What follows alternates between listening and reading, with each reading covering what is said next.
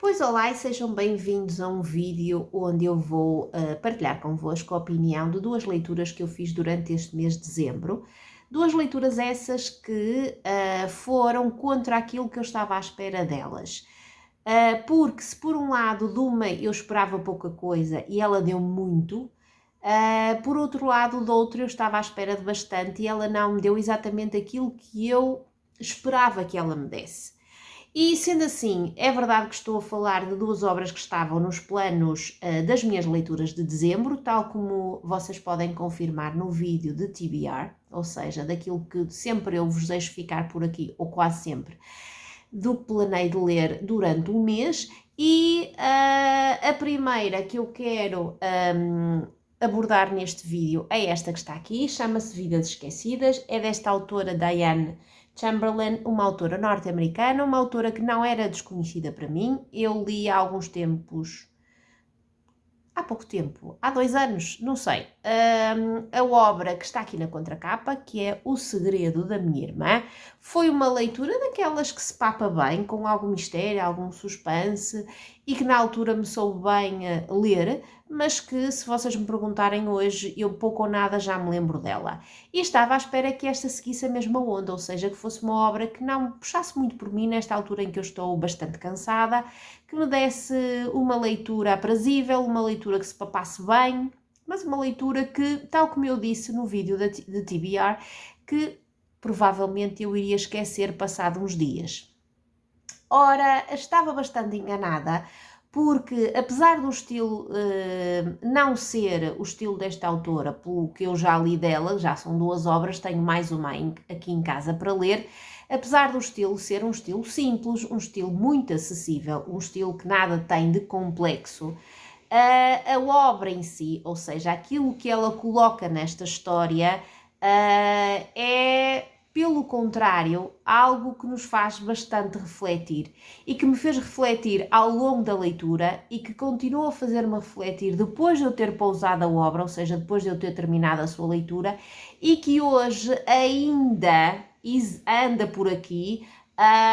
porque me ajuda a refletir sobre um tema que é muito complexo, que é muito polémico e que vocês encontram aqui e que está relacionado com factos verídicos. Ora, o que é que eu vos posso dizer mais? É uma obra que está protagonizada no feminino, é uma obra que começa em 2011 com a ida a uma casa que não é dela, de uma jovem, não muito jovem, que vai visitar uma casa e vai, com o consentimento do atual dono dessa mesma casa, ver um roupeiro, um guarda-vestidos, onde está gravado na madeira desse guarda-vestidos uma frase que vai, obviamente, despoletar toda a narrativa que virá a partir daí. E essa frase que está aí gravada na madeira da parte interior do roupeiro leva-nos a recuar no tempo e vamos à Carolina do Norte, mais propriamente aos anos 60, e vamos conhecer as duas protagonistas desta história. Uma delas que é a Jane, que é recém-casada e que vai contra tudo aquilo que se estava à espera de uma jovem esposa da Carolina do Sul, uma jovem esposa casada com um médico, ou seja, com um nível de vida bastante confortável, e vai, como eu estava a dizer, contra aquilo que se estava à espera dela, porque não vai ser a dona perfeita de casa, a esposa perfeita, a mãe perfeita, não, ela vai pôr tudo isso assim à espera, on hold, como se diz em inglês, e vai trabalhar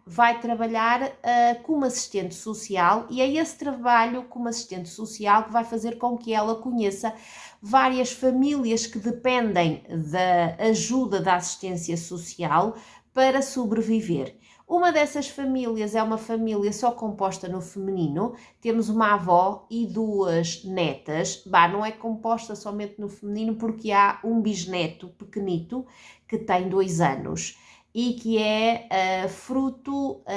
de uma relação de uma dessas netas com um pai que nós não sabemos à partida quem é. E então a Jane vai conhecer esta família e vai ser mais do que uma assistente social, porque ela não vai conseguir ficar indiferente à história destas 3 mulheres e vai fazer tudo o possível para tentar ajudá-las, mesmo indo contra aquilo que a avó delas e a assistência social, ou seja, a parte estadual, quer fazer, e já fez uma das netas e quer fazer à neta mais nova. E como eu vos disse no início, esta obra está baseada em factos verídicos e leva-nos a conhecer um programa que já vem da época da Segunda Guerra Mundial e que tem a ver com a esterilização, sobretudo feminina, mas não só. E todo este programa despoleta muita coisa e despoleta, sobretudo no leitor, como despoletou em mim, pensamentos díspares. Pensamentos que nos levam a questionar se verdadeiramente alguém que não tem as mais básicas condições de vida deve ser progenitor. E por outro lado, vai fazer-nos questionar se nós, por exemplo, como elementos representativos das leis de um Estado, temos o direito de proibir de fazer tudo aquilo que está ao alcance médico para que essas pessoas que não têm as mais básicas condições de vida não possam ser progenitores. E é isto que está aqui, numa história muito bem elaborada, muito bem estruturada, com capítulos curtos que vão alternando entre essas duas protagonistas de que eu vos falei, dos anos 60, e que nos mantém sempre avidamente interessados em avançar na narrativa, em saber o que é que está por trás, não só da história da Jane, mas também da história da Ivy e das outras mulheres que compõem a família Hart. Nós queremos avançar e faz com que uma obra que tem quase 400 páginas se leia num ápice, tal como eu li em pleno dezembro, onde eu estou e continuo a estar atulhadíssima de trabalho. Mas mesmo assim eu não consegui, durante os poucos momentos, sobretudo ao fim de semana que eu tinha livre, não consegui deixar de lado esta obra enquanto não a terminasse. Foi verdadeiramente uma leitura muito, muito, muito boa, muito melhor do que aquilo que eu estava à espera dela, e que, para além dessa avidez, dessa vontade, desse entusiasmo que fez com que eu andasse e mudasse página atrás de página e lesse capítulo atrás de capítulo, também me fez questionar muita coisa e fez-me conhecer um programa que já vinha da Segunda Guerra Mundial, obviamente da parte nazi, associada a esse controlo de natalidade, ok? É muito bom o que está aqui dentro e eu recomendo-vos vivamente, se vocês estiverem interessados em todos esses ingredientes que eu mencionei. Eu dei-lhe 9 em 10, foi uma agradável surpresa e mal posso esperar por ler a outra obra que eu tenho desta autora aqui nas estantes e que, por aquilo que eu já fui sondando, também tem motivos suficientes para eu estar entusiasmada e por querer ler essa terceira obra. 9 em 10, recomendo vivamente e não se vão arrepender se derem uma oportunidade a esta obra, baseada em tudo aquilo que eu vos disse até aqui. A outra obra que eu quero trazer para este vídeo é esta obra, bem mais pequenina, Encantamento, de Alice Hoffman. Desta autora eu não tinha lido nada ainda e confesso-vos que com algumas expectativas para esta leitura, tendo em conta algumas coisas que eu já tinha visto e ouvido sobre esta autora e mais propriamente sobre esta obra que está aqui nas minhas mãos e que, olhando para a capa, sou sincera, me levou erradamente a pensar que iria ter aqui dentro uma história associada, por exemplo, à Andaluzia, em Espanha, à sua comunidade cigana ou, por exemplo, a todo um lado cultural associado ao flamenco. Estava redondamente enganada, não prestei atenção, ou boa atenção devida a esta capa, porque o que está aqui poderia levar-me a desmentir aquilo que eu a priori pensei que estaria aqui dentro, porque é verdade, esta obra leva-nos a Espanha, mas não nos leva a Andalucía e nada tem a ver com o flamenco ou com a comunidade gitana, não, pelo contrário, leva-nos a Aragón e aos anos de 1500, ao início do século XVI, e leva-nos a conhecer uma família que é uma família que está bem na vida, que tem tudo aquilo que nós achamos que poderia trazer felicidade a um conjunto familiar. Nós vamos conhecer, sobretudo, a Estrella que é um dos elementos, não o elemento mais novo da família, é uma adolescente, parece ter tudo a favor para que